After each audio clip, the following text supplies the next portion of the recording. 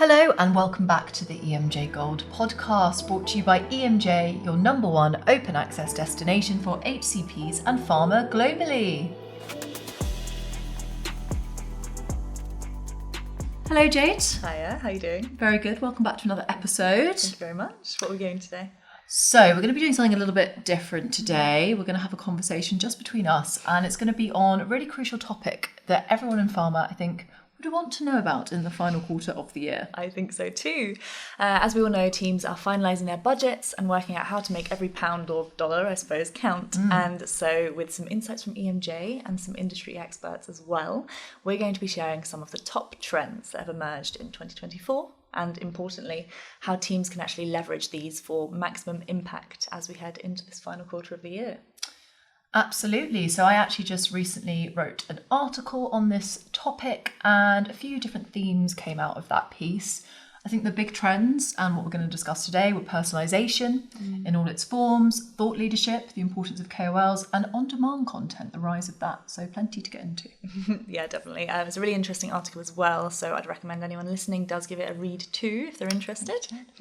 We'll be sure to link it in the show notes for you down below. But I think for now, shall we dig a bit into those trends that you uncovered there? Let's do it. First up, we want to talk about balancing the quality and the quantity in campaigns. Now, while there is still a huge place for big blanket communications, we've seen many marketing teams in recent times move a little bit more towards targeted and personalised approaches, with a lot more focus on who they're targeting rather than how many people they're targeting. Absolutely, yeah. Rather than casting as wide a net as possible, as I think it could be tempting for many companies to cast, teams are now focusing on precise and really impactful engagements, I think, which has been really key. Rob Verheul, who's the CEO at Graphite Digital, actually highlighted within your article as well, that reaching broad audiences with many touch points does, as you say, have its place, but companies are now starting to sort of emphasize more personalized interactions here.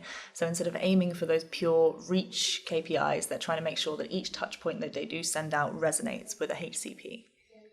Absolutely. And look, we fully acknowledge this isn't necessarily a new thing, but I think many companies outside of pharma are already very hot on this. You know, for example, we've seen the digital advances in the industry can take longer to get into motion in this area. So I guess even though it is being seen elsewhere, we know that pharma is going to be a bit slower on the uptake, but it is still really interesting to see how it's evolving. From the EMJ data, I think the key things that we're being requested is the geographic location, therapeutic area, and specific job roles. So kind of entry-level stuff in a way, but I think it's a really good start. Absolutely, yeah. And in terms of content-wise, people are really interested in interactive formats. They're really gaining some traction. We actually ran a study with AMJ about comparing an interactive article with a traditional one. We saw a 400% increase in sessions. I mean, personally, from my own experience, I also much prefer interactive formats because it kind of gamifies content engagement as well. Just makes it a bit more fun to read through some content. I do think in general, people are far more likely to watch content as well if they can actually interact with it or feel like they can really get involved in it as well.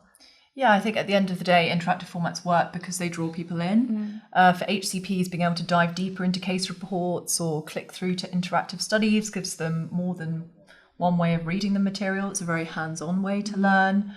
I think it's really interesting, and it is a way to personalise because they can choose their own path through the content. So I think interactive content could be a very smart way to increase engagement and retention if you're trying to work within that personalisation realm at the moment. Absolutely. Now, moving on to another trend that's as relevant as ever, as you mentioned, is the ever-enduring power of KOLs. In an industry that runs on trust, KOLs undeniably bring a level of credibility that's very hard to replicate, actually, even with the latest digital tools.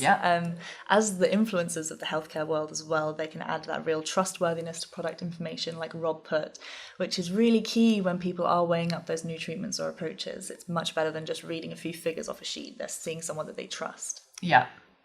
Absolutely. And what EMJ's seen to be especially effective in 2024 is using these KOLs across multiple channels. So instead of just a one-off interview or article, KOLs might feature in a podcast, a video interview, and even an interactive article because you can reproduce KOL insights, interactive Q&As, in that format. So there's a huge amount of scope, I think.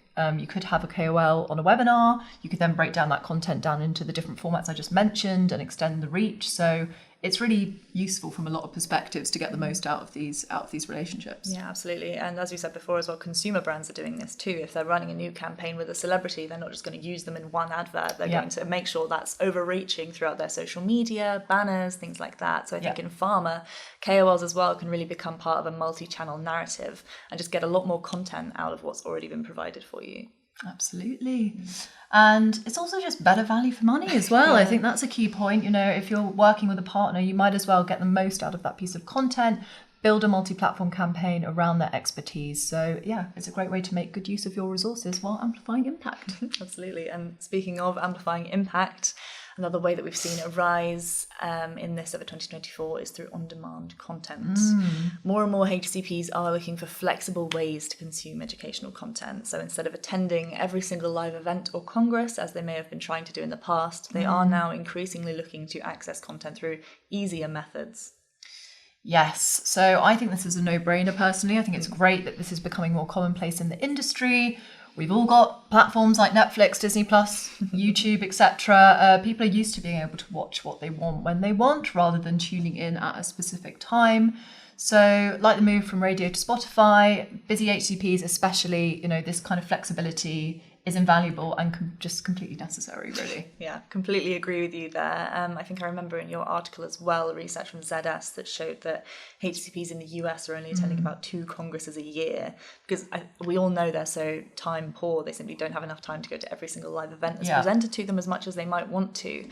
But with these on-demand options, they can catch up on sessions that they've missed or dive deeper into topics at their own convenience, which I think is the real important note there.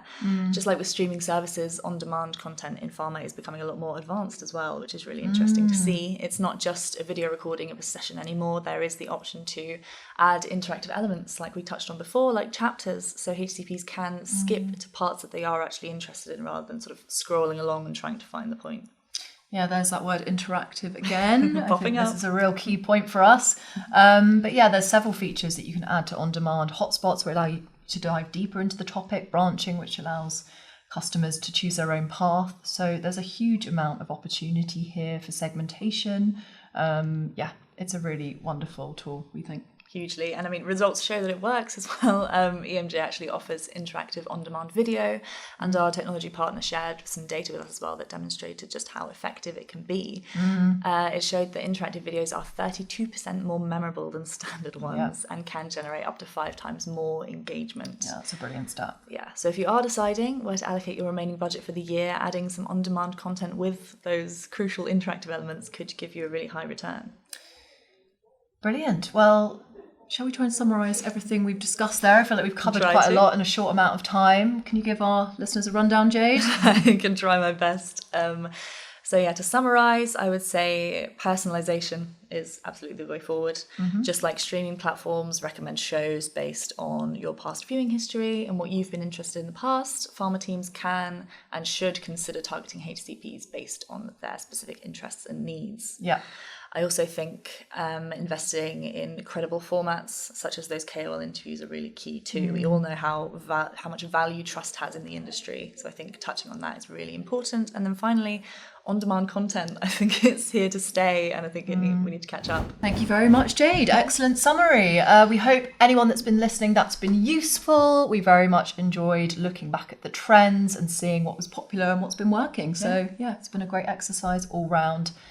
Thank you so much for listening to this episode. It's been a pleasure to catch up with you, Jade, and have a bit of a chat. And we will be back next week with another interview. So very much looking forward to that. We're nearing the end of the season, aren't we? It's great. It's gone so fast. I can't believe it. Incredibly quickly. So we very much look forward to seeing you next week.